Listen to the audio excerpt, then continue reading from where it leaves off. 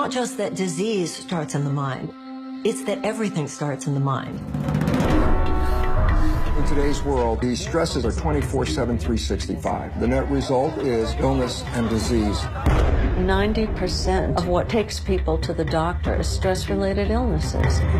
When you perceive a threat, in the old days, we referred to that as fight or flight. But now it's your spouse, or it's your boss, or it's rent that's due in a week. And yet the system reacts as though it's a life-threatening situation. And if you're running a fight or flight response all the time, your immune system is compromised chronically.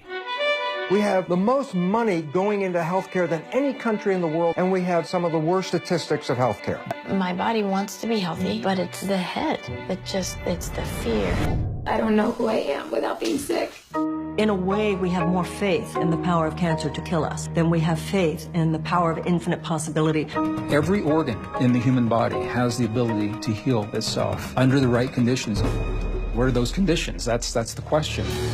We are in a mindset that our body is a machine full of organs with buttons and levers that need adjusting. Psoriasis and eczema, cause unknown. Multiple sclerosis, cause unknown. Fibromyalgia, cause unknown. There are examples of people out there who have healed from it. When I looked at the data, they were all using these 9. Only 2 of them are physical. The rest are mental, emotional, and spiritual.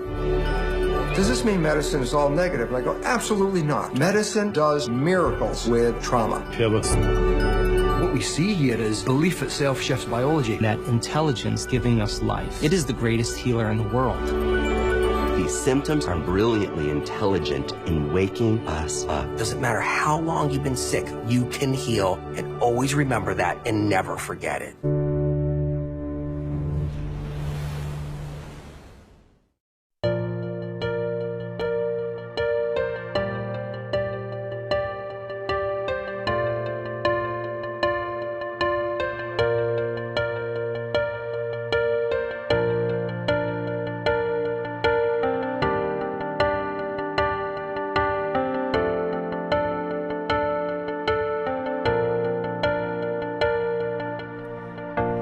我们都曾有过风雨过后的沉重，形同陌路的口，但心却还流通。当我们一起走过这些伤痛的时候，抱着碎裂的心，继续下一个梦，也知道我们并不会退缩。狂奔的念头不曾停止温柔，一直到将来我们都成熟，就不再困惑生命有多少过错。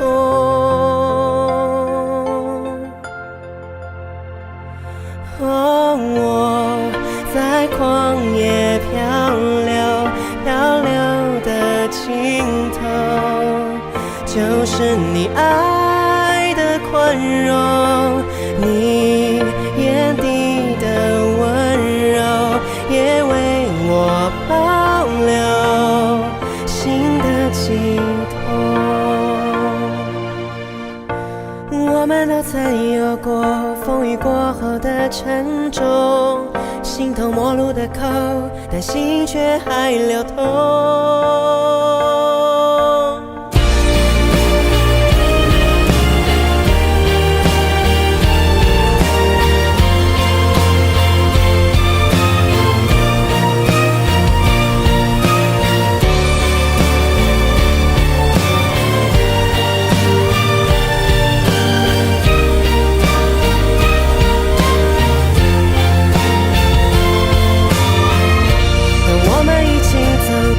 这些伤痛的时候，抱着碎裂的心，继续下一个梦，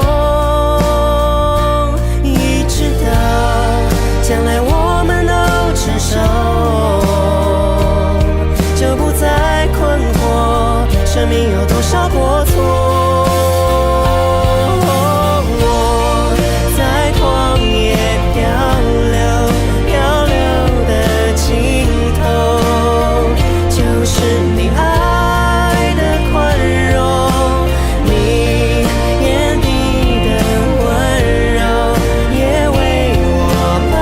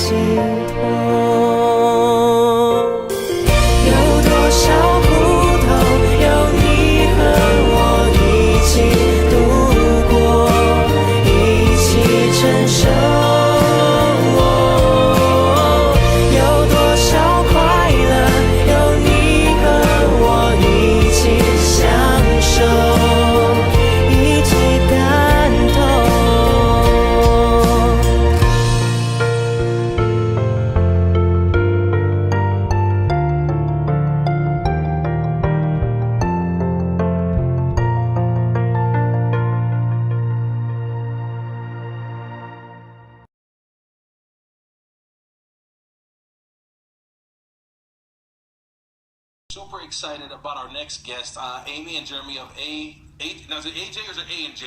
AJ. AJ Bodywork. So this, I'm not even kidding. I wish I were acting. I'm not that good of an actor. That's why I'm still doing this job. But when you guys told me about what you do, it blew my mind right away. This might be the alternative that people are looking for when it comes to pain management. But tell me about this massage, because you know when people hear that massage, oh, I don't want to take my clothes off, I want to have to get oiled down. This one, though, you do with your clothes on. Absolutely. And show me how it works. So this is cranial sacral therapy is what we're talking about today. Okay. It was invented in 1975, and there's over 100,000 practitioners worldwide. But it's new to us here in Utah. It's not new to us, but it's a really cool thing. So your cranial bone in your head and your Jeremy, you're going to be our model. in the back. You have to turn around. Yeah, he's going to be the model. Okay, show us. Brother and sister bones. Here's our cranium. Okay. Here is our sacrum. Okay. And it's the spine comes in, spine comes straight through those. Okay. And basically is what it is that you're using the nervous system in the spine and in the cranium, and you're relaxing it, taking it from a sympathetic nervous system with fight or flight to a parasympathetic rest and digest where healing occurs. And so it is a pain alternative that you can use for headaches, for fibromyalgia, for neck pain, back pain. It's been known to... I was talking before we started the interview that it's the first thing that's different is you have your clothes on. Yes. The other thing that's different is you're not really grinding down. Explain that. So a lot of massages that you think of are kind of, you get in there and really work on the body, maybe use elbows, knuckles, fists, those kinds of things, right? You're really applying pressure. Right. So we're trying not to be a bully on the body. We're trying to encourage the body to find its own healing. So we're encouraging the body to find its healing and to use its own innate abilities to heal. And we're just trying to help the body find that place where it can heal, where it goes into that rest and relax, and it starts to rebuild and regenerate, and those different parts that may be stuck, that you have maybe tension in your diaphragm, it helps to relieve that tension, which then helps relieve everything else in your body. Amy, there's got to be numerous stories about some people who have got some relief, otherwise they didn't before until they met you guys. You know what? It's really incredible because it's like we get to be miracle workers. Although we're not healers, we call ourselves facilitators. I have my best friend, her husband had a brain tumor, and he had issues with cognitive, memory, and speech. And after a 50-minute session, his speech came back. The day before he had his brain surgery to have the tumor removed.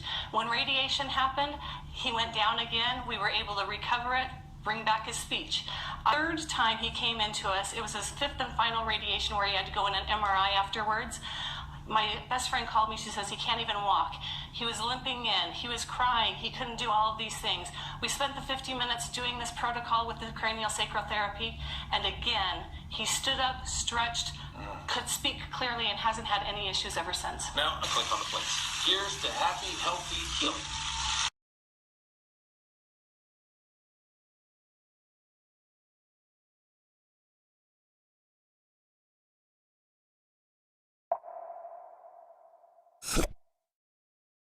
Osteopathic medicine emphasizes a philosophy of treating patients in a holistic manner. In the United States, doctors of osteopathic medicine, or DOs, are fully licensed physicians who practice in all areas of medicine, who are trained to meet patients where they are, and understand all of the things in their life that contribute to their health. DO medical school programs incorporate this approach while also developing the competencies in which all physicians are trained in the US. Sometimes medicine can focus on treating an illness. Many patients might be given a diagnosis, which is a type of label, so that they can be sent to the appropriate specialty office to get care. A person with recurrent skin abscesses might get sent to infectious diseases. Stomach pain goes to gastroenterology, headaches go to neurology, and so on. At first glance, this seems like a convenient way to manage patients, but oftentimes the system falls apart. For example, the person with stomach pain might also be dealing with severe anxiety, something that a gastroenterologist might not be thinking about or feel comfortable managing. In theory, every medical professional should be able to think outside of their specialty box. But in practice, the medical culture of applying labels and then operating within those labels sometimes heavily influences how clinicians solve problems. This approach also misses important opportunities, because the absence of disease isn't the same as maximizing a person's wellness. For example, a person might not have hypertension or diabetes, but they'd still benefit from a better diet and stress reduction habits, both of which are strongly tied to well-being and happiness for years to come. Philosophically, osteopathic physicians are trained to see their role as optimizing individual health, and not just eliminating disease. Now, the 4 key tenets of osteopathic medicine are that a person's made up of a mind, a body, and a spirit, that the human body is capable of self-regulation, self-healing, and health maintenance, that the physical structure and function of the body are interrelated, and that rational treatment and care should be based on these foundational concepts. One component of osteopathic medicine that all DOs learn and many DOs utilize in practice is osteopathic manipulative treatment, sometimes called OMT, which is when a DO uses hands-on techniques to diagnose, treat, and prevent injury and illness by moving a person's muscles and joints using techniques with different types of pressure and resistance. These movements can help people of all ages and backgrounds with back, neck, and other muscle pain, as well as with other problems like carpal tunnel syndrome, migraines, and even asthma. In a lot of cases, osteopathic manipulative treatment can be used to complement or sometimes even replace medications or surgery. DOs work in the full range of specialties, everything from family medicine to oncology to orthopedic surgery and child psychiatry. DOs are trained with a strong hands-on, patient-centered primary care focus, which gives them useful skills and a unique perspective, regardless of whatever specialty they go into.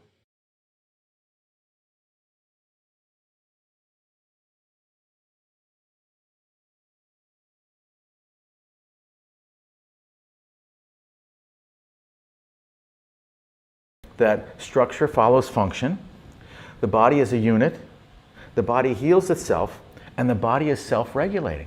Mm-hmm. And the waters he called cerebrospinal fluid the river of life.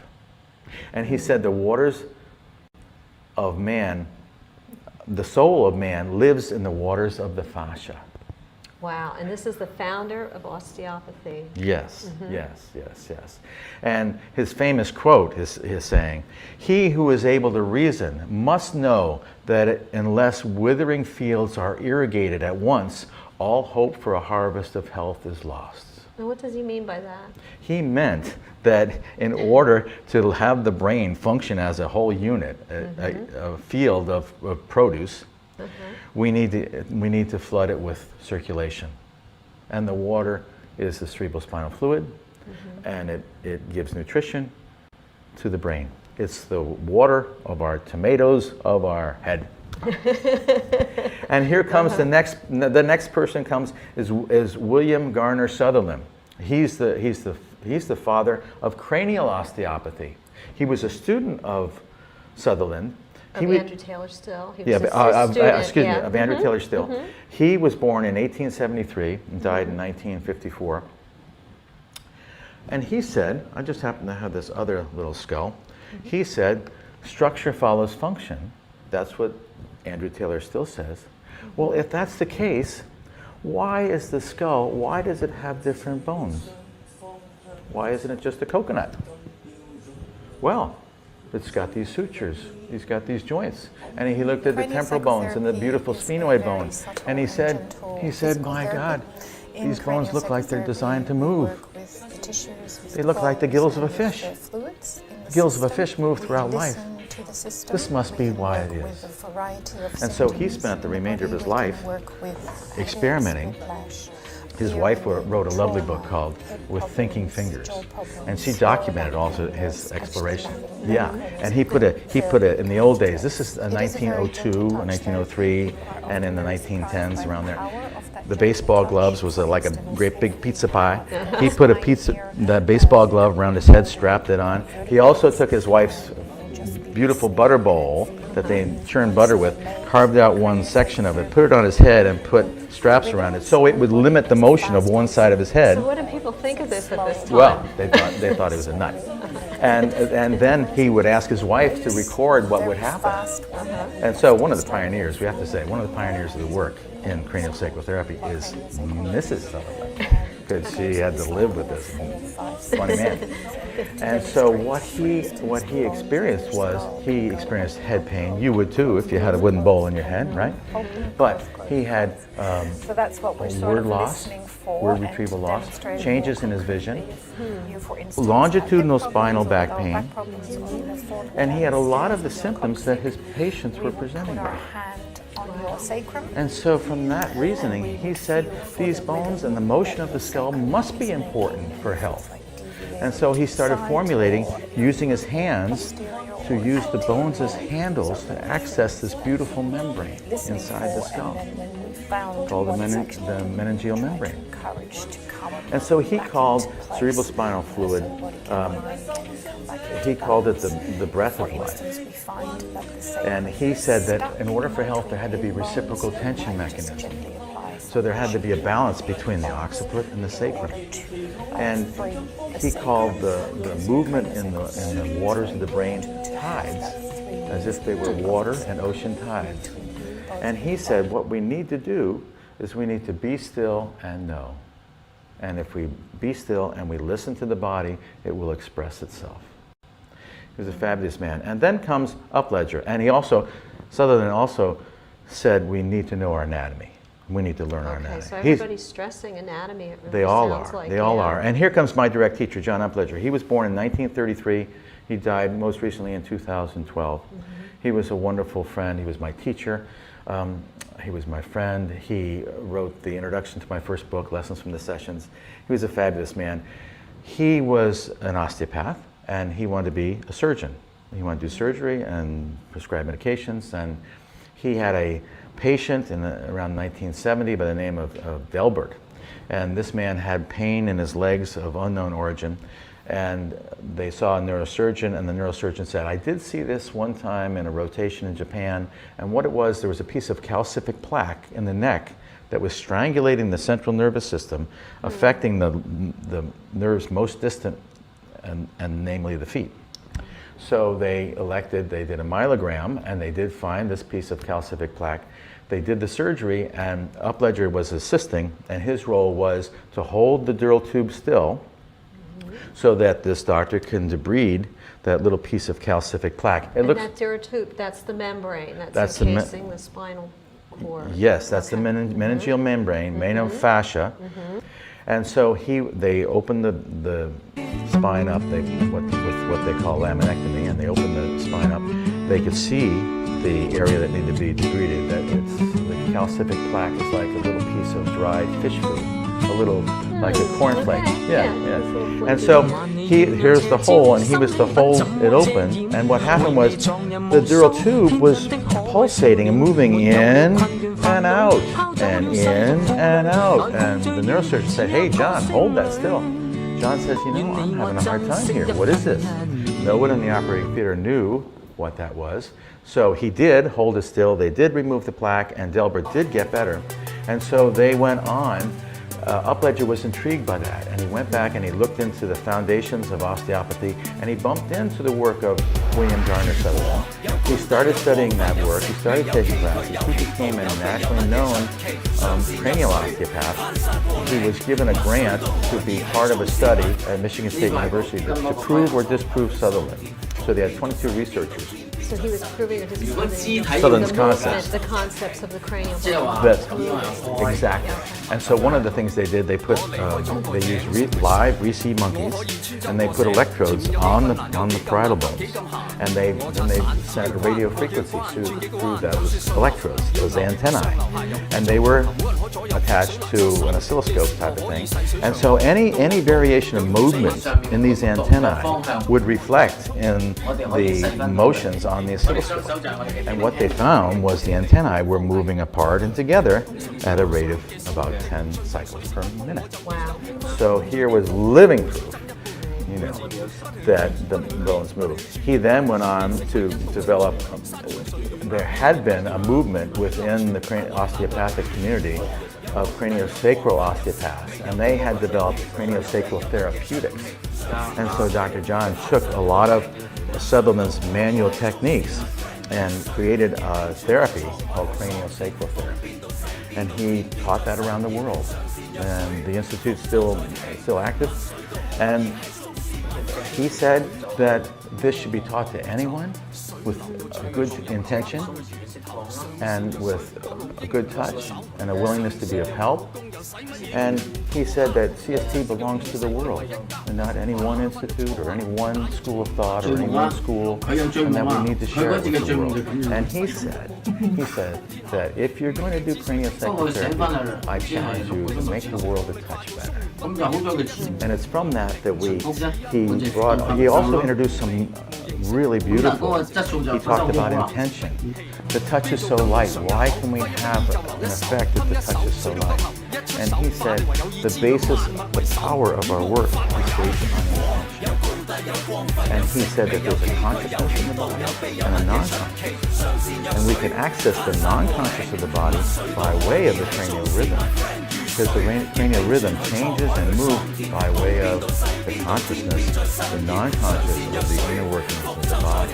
Going back to the other founders that said the origins of the cranial rhythm are in the divine and come from our innate nature. Sounds like another episode. It is. Okay. Thank you so much. We're going to continue on with this in our next installment of the series. My name is Cherise Bergoski. This is Dawn Ash here with me. I hope you tune in next time to your inner wisdom in fluid form. Thank you. Thank you.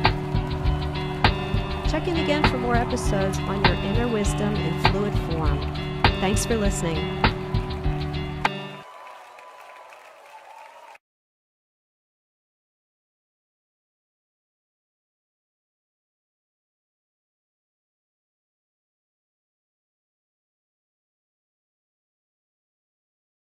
Emotional trauma is the beginning of disease and goes back to very early childhood memories. Can we correct that? Yes, we can correct that.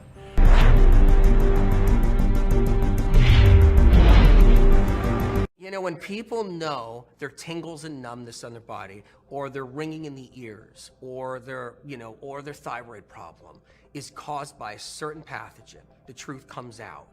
And they realize it's not their body destroying itself. You wouldn't believe the ability they can get for healing, like what can fire up for them to move forward. Because they're like, okay, you know what? It's not me I'm battling. Realize that your body's working with you side by side. It's not letting you down, even when you think it could be. It's not. It's right by your side. It's there. It's gonna help you get there. So keep on moving forward, keep on going. Your body loves you, it loves you unconditionally, and it's not letting you down. Have patience, have compassion, take one day at a time. You're gonna get there. Doesn't matter how long you've been sick, you can heal, and always remember that and never forget it.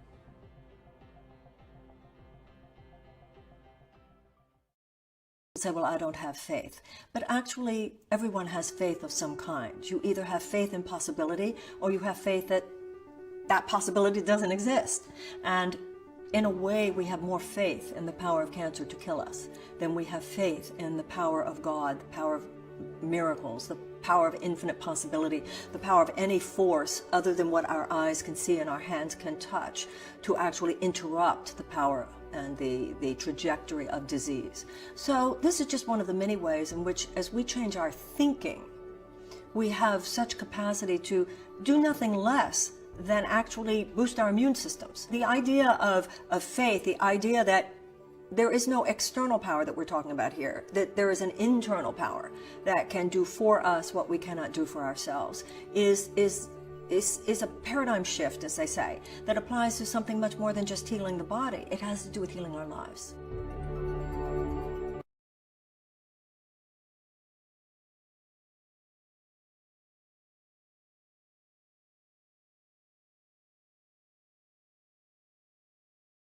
There's a part of your body that you might have never heard of, yet is one of the most critical anatomical structures. It's called fascia. It's essentially the connective tissue between all your muscles, bones, and organs. It's everywhere, yet historically has been poorly understood. In recent years, however, there's been a huge interest in this peculiar connective tissue and the key role it plays in everything from healthy day-to-day living to Olympic-level sports. You're about to go on a fascinating journey, investigating the role that fascia plays in the human body. Emerging from this story is the idea that we Homo sapiens may be the most domesticated species on the planet, and that perhaps a lot of our problems stem from this unnatural lifestyle. Rather than thinking of individual muscles that are each separate in your body, the latest research teaches us that more important to our health is fascia. To illustrate this, think of a pair of pajamas with feet and a hood. These feety pajamas as fascia is just an outside look. In reality, fascia is the connective tissue around everything, every organ, every tendon, every ligament, every muscle cell. It's like a spider's web inside your body that connects everything to everything. So let's think about having an injury or if muscles are chronically tight. Imagine what happens to our fascia if our shoulders are super tight.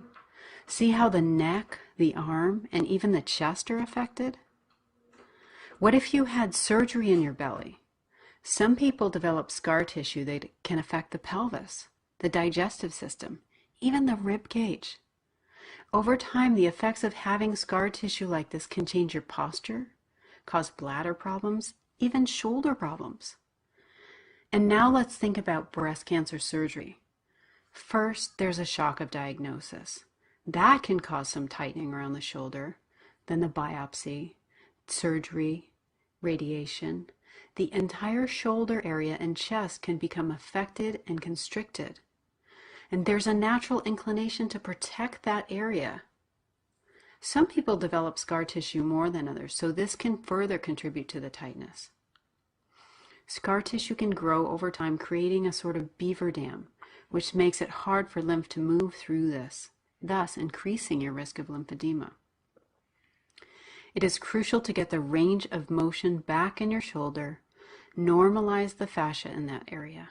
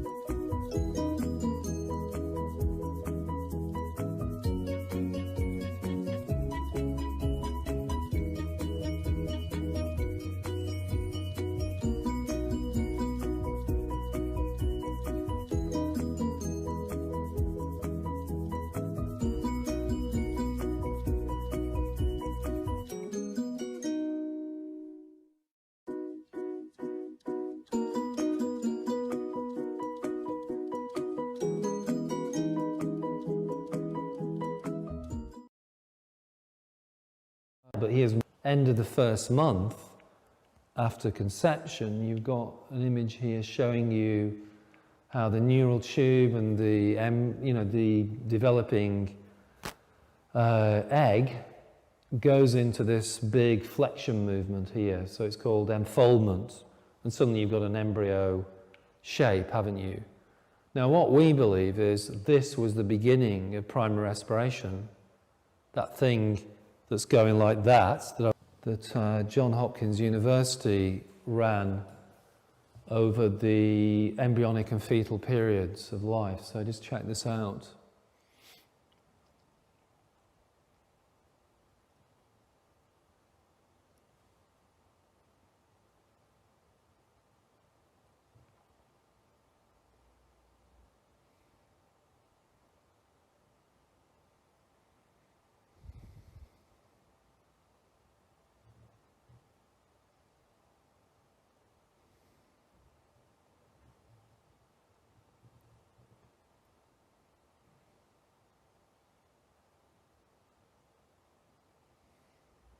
Cool, so on it goes, it's on a loop, but what we're seeing there is how the embryo grows right up to birth. And it's an underlying rhythm that everything's built on top of.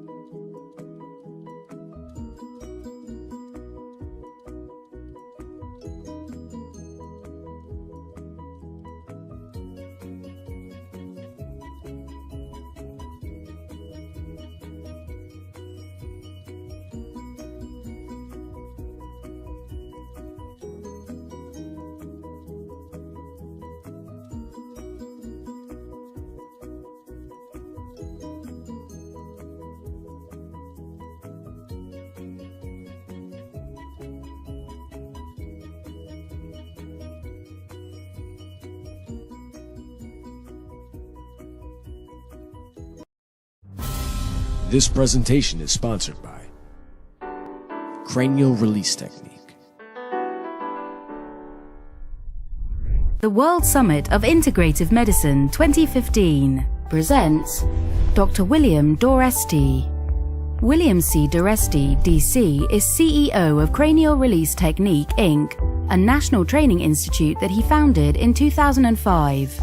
The institute is dedicated to the advancement of the cranial release technique as a vital tool for healthcare practitioners worldwide in promoting wellness and reducing stress in patients and clients.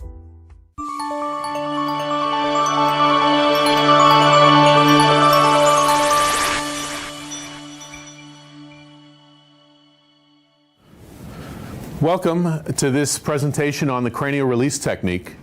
My name is Dr. William Doresti. I'm the CEO and the founder of the cranial release technique, which we'll probably call CRT, for the concept of the primary respiratory mechanism, this involuntary pumping mechanism of the cranium that all of us have from the time we're born until the time we leave this planet. It was Dr. Sutherland that said it's the system that comes first. It underlies all of life's processes and gives dynamism, form, and substance to all of anatomy and physiology. It's the spark that gives rise to the breath as it moves through the tissues.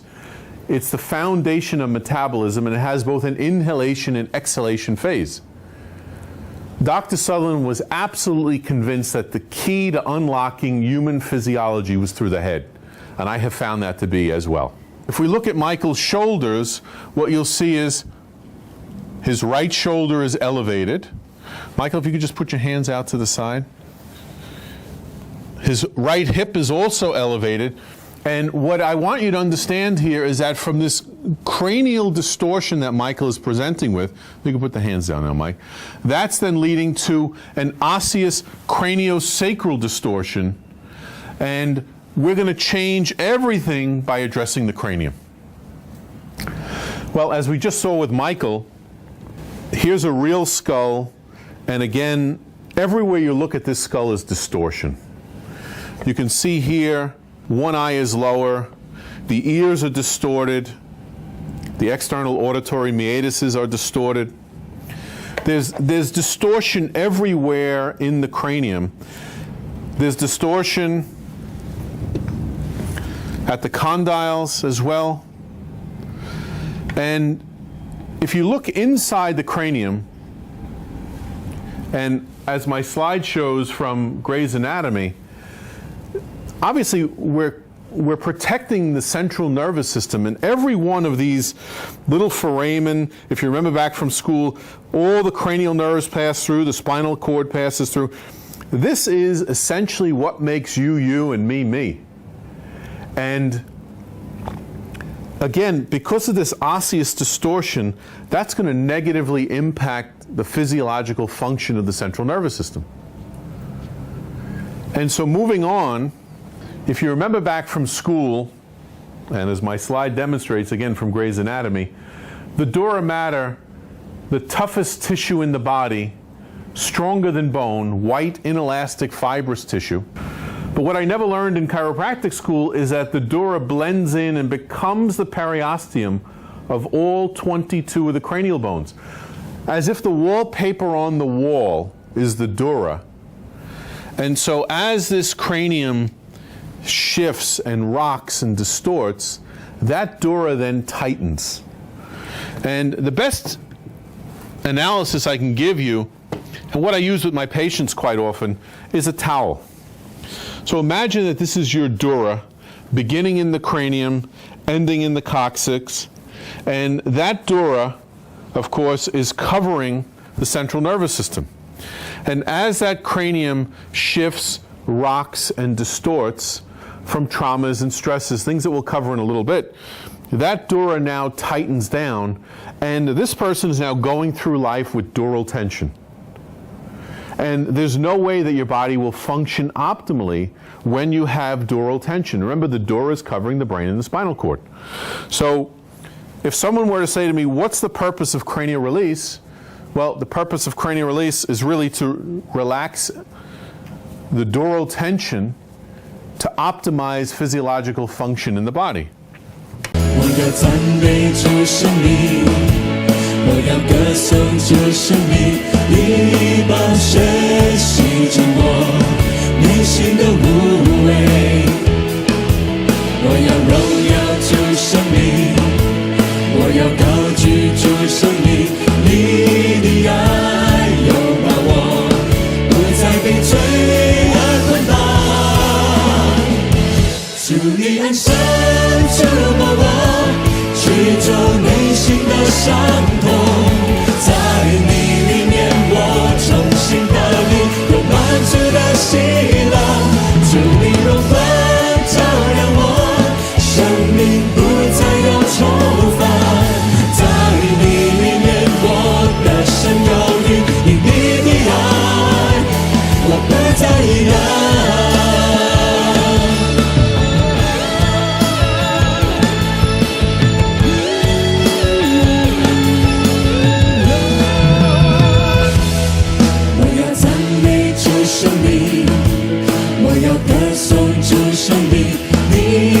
学习紧握内心的无畏。我要荣耀主生命，我要高举主生命，你的爱拥抱我，不再被罪恶捆绑。